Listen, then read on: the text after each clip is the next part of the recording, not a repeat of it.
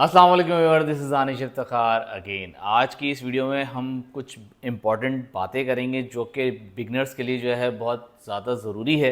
अक्सर मेरे पास मैसेज आते हैं कि सर केक के जो है टिन्स कौन से लेने हैं, किस तरीके से उसको जो है रेसिपी सेट करनी है, कौन सा केक जो है कितने पाउंड में बनाना है, कितने केजी में बनाना है।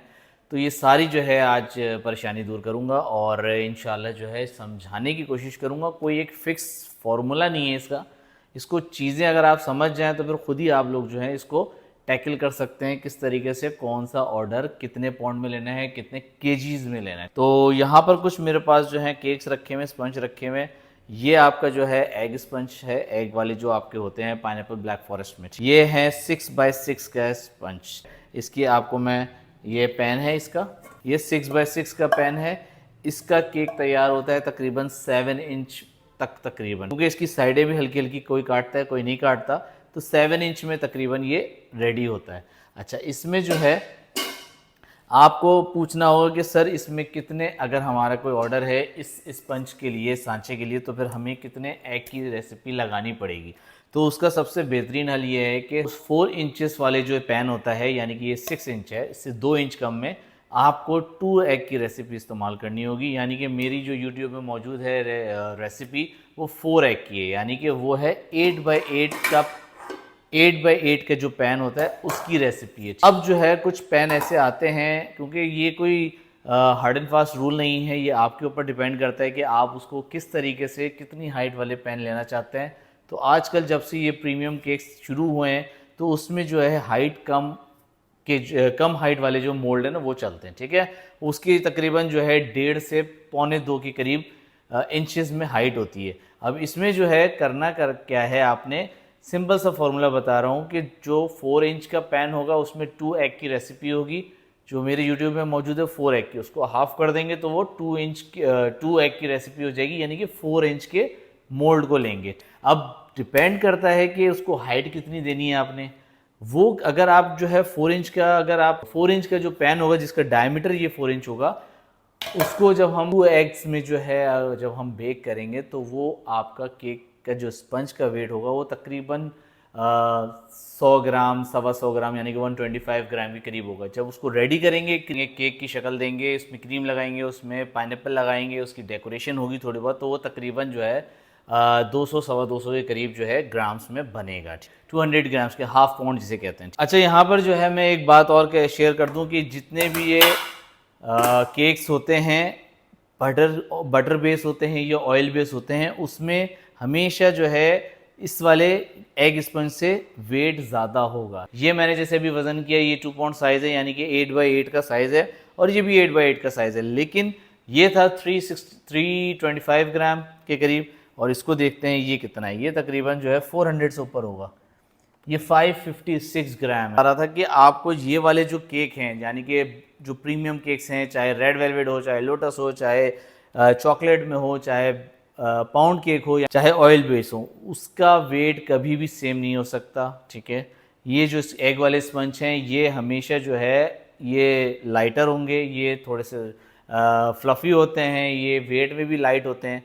तो इसको जो है हम इसके साथ कंपेयर नहीं कर सकते। ये जो है अब इतनी सी हाइट में, जाहिर सी बात है, अगर आपको हाइट और चाहिए तो एक और स्पंज आप रखेंगे तो इसका वेट तो तकरीबन 1 केजी से ऊपर हो जाएगा। सही है, सही है, क्योंकि 556 ग्राम का अभी सिर्फ स्पंज है। तो ये याद रखिए कि जब इस तरह के जो प्रीमियम केक्स होते हैं उसकी कॉस्टिंग और उसकी जो है वेट अलग होता है, और जो एग वाले स्पंज होते हैं वो अलग कॉस्टिंग होती है और अलग उसकी जो है वेट रखा जाता है। अच्छा, यहाँ पे एक नेक्स्ट पॉइंट ये है जो कि बहुत इंपॉर्टेंट है आप लोगों के लिए, वो ये है कि कॉस्ट कैसे करें। जैसे सर कॉस्टिंग कैसे करें, किस तरीके से प्राइस रखें अपने केक की, तो वो मैं आपको बता दूं कि जब कॉस्टिंग, आप कभी भी जो है एक दूसरे की देख के जो है कॉस्ट नहीं रखते, ना सेलिंग प्राइस रखते हैं, ठीक है। ख़ास तौर पे होम बेस्ड बेकर्स के लिए ये बहुत इंपॉर्टेंट चीज़ है कि अपनी कॉस्टिंग खुद करें, क्योंकि आपको नहीं पता कि जो आपके कॉम्पिटिटर है, यानी कि होम बेस्ड ही है, वो कहाँ से कितने की जो है इंग्रेडिएंट्स लेकर आ रहा है, वो शुगर कितने की लाया है, वो एग्स कितने की लाया है, वो फ्लावर कितने की लाया है, कितनी क्वांटिटी में लाया है, बल्क में लाया है, नहीं लाया। आप जाके 1 केजी ले रहे हो, वो फॉर एग्जांपल वो 10 kg का बैग लेकर आ रहा है, तो ये फ़र्क आता है, ठीक है। अब जैसे बेकरीज़ में हमारी कॉस्टिंग और आप लोगों की कॉस्टिंग में इसलिए फ़र्क हो जाता है क्योंकि हम बल्क में काम करते हैं। हम यहाँ पर जो है 50 kg का बैग आता है हमारा फ्लावर का, 50 kg की हमारी शुगर आती है, तो उसका ये रेट अलग होता है, ठीक है। अब यहाँ पर जो है अगर हम बाकी चीज़ों की बात करें, जैसे कि मैंने बताना है कि ये चीज़ के कॉस्ट में जो है 3 चीज़ें आती हैं। एक आपकी आती है डायरेक्ट कॉस्ट, एक आपकी वेरिएबल कॉस्ट और एक होती है फिक्स कॉस्ट। इसमें तीनों चीज़ें जो हैं बहुत इंपॉर्टेंट है समझना। मैं कोई यहाँ पे आपको बिज़नेस नहीं सिखा रहा, ना बिज़नेस की पढ़ाई पढ़ा रहा हूँ, लेकिन ये 3 चीज़ें आपने समझना है ज़रूरी, ताकि आप अपने घर से बिज़नेस कर सकें, ठीक है। तो इसमें जो है सबसे पहले आती है डायरेक्ट कॉस्ट। डायरेक्ट कॉस्ट क्या चीज़ होती है? जो चीज़ आपके इस स्पंज को, यानी कि ये 3 एग की स्पंज है, 6x6 का जो स्पंज है वो आपका 3 एग्स में बनेगा। उसमें जो है क्या कॉस्ट आई है, उसमें किस तरीके से आपकी डायरेक्ट कॉस्ट होगी, वो आपकी एग है, शुगर है और फ्लावर है, ठीक है। ये 3 चीज़ें आपकी जो है डायरेक्ट कॉस्ट में आ जाती है। देन वेरिएबल कॉस्ट ये होती है कि जो चीज़ आपकी जो है वेरीज कर सकती है, यानी कि आज आपने जो है एक स्पंज बनाया तो आपकी गैस आपकी एक स्पंज के हिसाब से लगेगी आपके जो है ओवन के लिए। अगर आप उसमें 5 केक बना रहे हैं तो वो डिवाइड हो जाएगी, ठीक है ना। तो वो वेरिएबल कॉस्ट में तरफ चली जाती है। नाउ आपकी आ जाती है फिक्स्ड कॉस्ट। फिक्स्ड कॉस्ट क्या चीज़ होती है? जैसे कि आपकी जो है सैलरीज है, रेंट है, आपकी शॉप की रेंट है, तो वो चीज़ तो फिक्स है, आपकी एक लमसम लिया जाता है। अब वो अगर आप हर केक के ऊपर अलग अलग कॉस्ट लगाएंगे तो आप तो बहुत ज़्यादा आपकी हाई कॉस्ट हो जाएगी, तो वो लमसम में लगाते हैं। होम बेस्ड के लिए जाहिर सी बात है, अब आप वैसे बल्क में तो नहीं बना रहे, अगर बल्क में बनाएं तो फिर वो ये चीज़ आपकी बहुत काम की चीज़ है। लेकिन अगर आप जो है एक केक बना रहे हैं, उसको ऑर्डर ले रहे हैं, तो उसके लिए जो है जाहिर सी बात है आपकी कॉस्ट हाई हो जाएगी। एक तो सबसे पहली चीज़ है टाइम। आप पूरा टाइम दे रहे हो उसको बना रहे हो, उसके स्क्रैच से शुरू कर रहे हो, फिर उसके बाद जो है आपकी गैस उस हिसाब से लग रही है, आप एक स्पंज बना रहे हो पूरे ओवन में, या छोटा ओवन है जो भी है, तो वो चीज़ भी आपने ऐड करनी है। इसके ऊपर पूरी डिटेल में वीडियो हो सकती है, अगर आप कमेंट बॉक्स में बताएंगे तो फिर मैं जो है इंशाल्लाह इसमें जो है मैथमेटिकल सारी चीज़ें आपको मैं करके बताऊंगा कि किस तरीके से कॉस्ट निकाली जाती है। लेकिन मेरा मशवरा ये है कि अगर आप लोग जैसे फॉन्डेंट केक्स में जो ऑयल बेस्ड केक होते हैं उनको आप बेक करके जैसे ही ठंडा हो रैप करें और उसको फ्रीज़र में डाल दें, उसको 10 दिन भी कुछ नहीं होगा और वो ना ख़राब लगेगा, ठीक है ना। यानी कि जब 10 दिन में भी आप फ्रीज़र से निकाल के उसको एक दिन पहले थॉ करेंगे फ्रिज में, और उसको जब आइसिंग करेंगे तो वो कहीं नहीं जाएगा, वो ख़राब नहीं होगा। ख़ास तौर पे ये चॉकलेट वाले प्रीमियम्स केक जो हैं वो ख़राब नहीं होते 10 दिन अगर उसको फ्रीज़ कर दिया जाए। अच्छा, तो यहाँ तो ये चीज़ समझ में आ गई होगी। अब आखिरी बात आ जाती है सर्फ वेडिंग केक्स। इनको मैं साइड में कर देता हूँ, ठीक है। अब यहाँ पर जो है मैं आपको चीज़ बताता हूँ।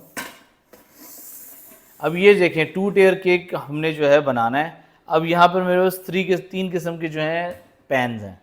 अब ये जो है 9 इंच है, ये 8 इंच है, ये 6 इंच है। लेकिन अगर हम इस तरीके से 3 टेयर बनाएंगे तो ये कभी भी अच्छा नहीं लगेगा, क्योंकि आइसिंग करने के बाद जो है ये एक टॉल केक बन जाएगा, एक सिंपल सा, ये टेयर वाली चीज़ नहीं आएगी। तो हमेशा याद रखिए कि जब आपने नीचे 9 इंच है तो 2 इंच से 3 इंच आप कम करके फिर पेन इस्तेमाल करेंगे, ठीक है। यानी कि 9 इंच देन 6 इंच। अब जो ये गैप आया है ये आपको एक खूबसूरत देगा। इसके ऊपर अब आप इसको 3 इंच करेंगे, अगर नहीं है तो फिर वो आप जो है 4 इंच वाले को साइडों से कटिंग करके थोड़ा स्मॉल करेंगे। कहने का मकसद ये है कि एटलीस्ट 1 इंच साइडों से छुटेगा, तब केक की खूबसूरती आएगी, ठीक है। अब ये 1 इंच जो मैं कह रहा हूँ ये केक स्पंज की बात नहीं कर रहा, ये तैयार केक की बात कर रहा हूँ। जब आप क्रीम लगाएंगे तो 1 इंच छुटना चाहिए साइडों में। अब यहाँ पर जो है बहुत सारी चीज़ें आएंगी सवाल के, सर जो 9 इंच से बड़े केक होंगे उसका क्या करें? तो हमारे यहाँ बेकरीज में इस तरह की ट्रेज होती हैं, ये कम हाइट में है, वो थोड़ी ज़्यादा हाइट में होती है, वो तकरीबन 2 इंच की हाइट में होती है, और उसमें हम जो है मतलब उसको कहते हैं लादी, हम कहते हैं बेसिकली, उसकी पूरी वो स्पंज बनता है। तो वो जो है तकरीबन 15 एग्स में हमारी जो है एक ट्रे बनती है। ये है 13x18 का साइज़, ठीक है। हाइट होगी तकरीबन 2 इंच की।